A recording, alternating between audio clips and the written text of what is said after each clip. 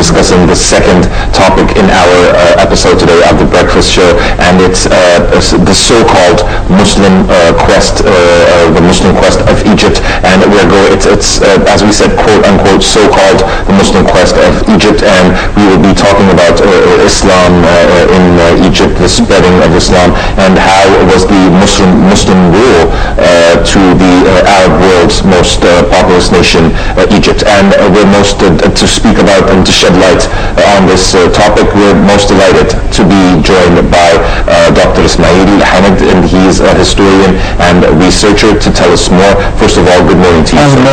Good morning, Doctor.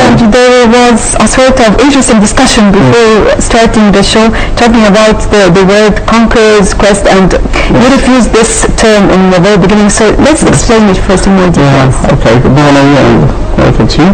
Surely that some Orientalists that they called what happens and the coming of the Muslims and the Arabs to Egypt as a conquest or invasion.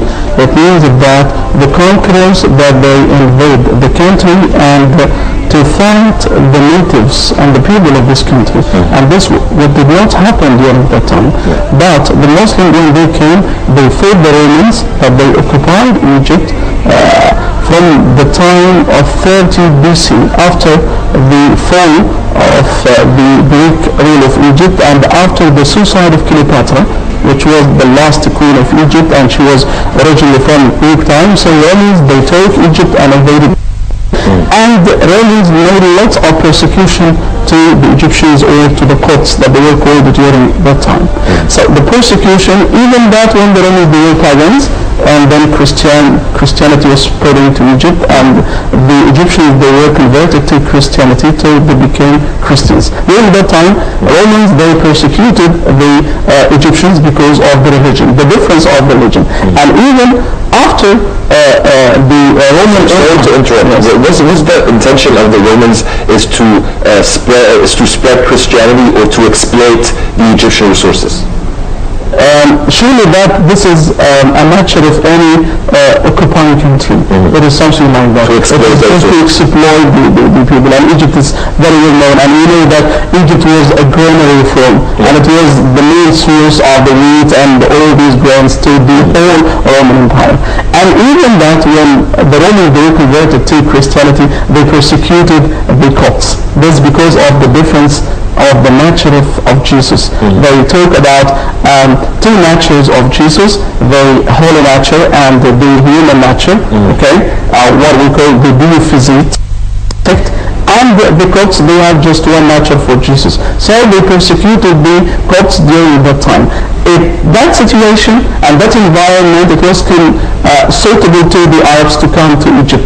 This to spread Islam and to tell the Egyptians about Islam, but not to fight them, just to fight the Romans that they occupied Egypt from before that time, from a long time ago. That we talk about 640, so nearly 7 centuries Egypt was under the Roman occupation. It was very hard time for the Egyptians or the Copts of Egypt, that they were persecuted, the Romans, they were not just and they were unfair. So the Copts themselves, they wanted to drive the Romans out of Egypt. They want to get rid of their occupation. So when the Muslims, they came to Egypt, they supported the Muslims. And this is for this reason we cannot call it as a conquest. No, it was something that to spread the word of Allah, okay, at the same time to tell them about that religion. And the Copts themselves, they welcomed the Muslims, and that became as a great event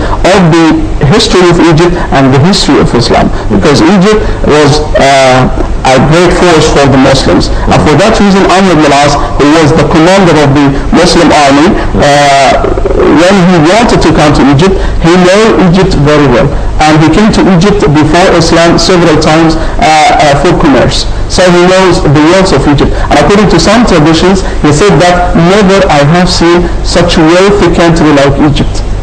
Okay, so for that reason he told the Caliph Omar when he was in Syria. After that Syria became under the Islamic rule. So the Romans, they were in Egypt. So the Muslim, they were afraid that. You can see this is the map of the.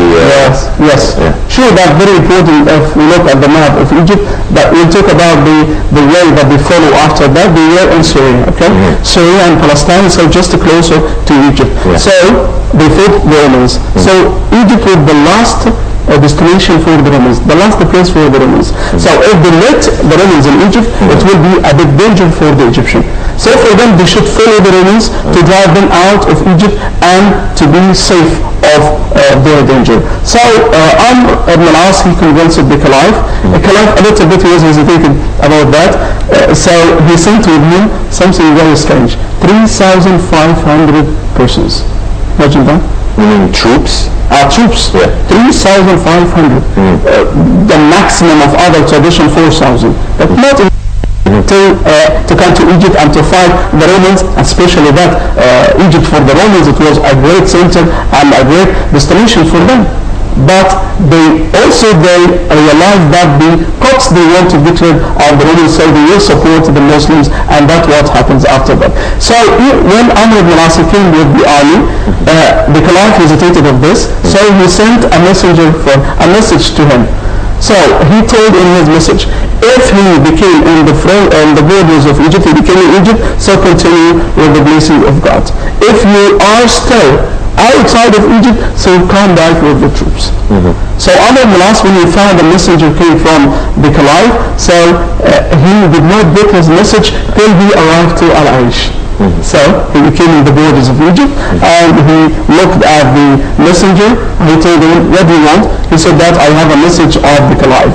He read the message. That's very smart man, Amr ibn al-As. Because if he took this message before coming to Egypt, it's over. He should obey the order of Caliph, and he should be back. So when he did the message, so the Caliph told you that if we are in Egypt, so go with the blessing of God. If you are outside of Egypt, go back to Syria. So it was very smart. So in Al-Aish, that they started that, and then they followed the coast road, okay, till they arrived to Al-Farama, or the Pelusium.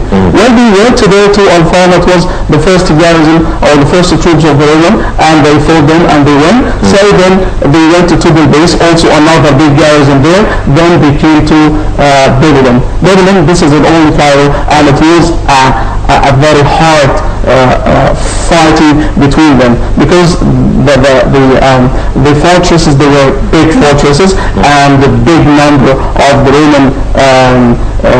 Roman troops and soldiers. So they besieged the fortress for 7 months. The Caliph asked Amr, what happens? That they become late of opening Egypt. What happens? He told him that I need another military supply. So he sent him 4,000 companions of Prophet. He said that every one of them equals 1,000 person.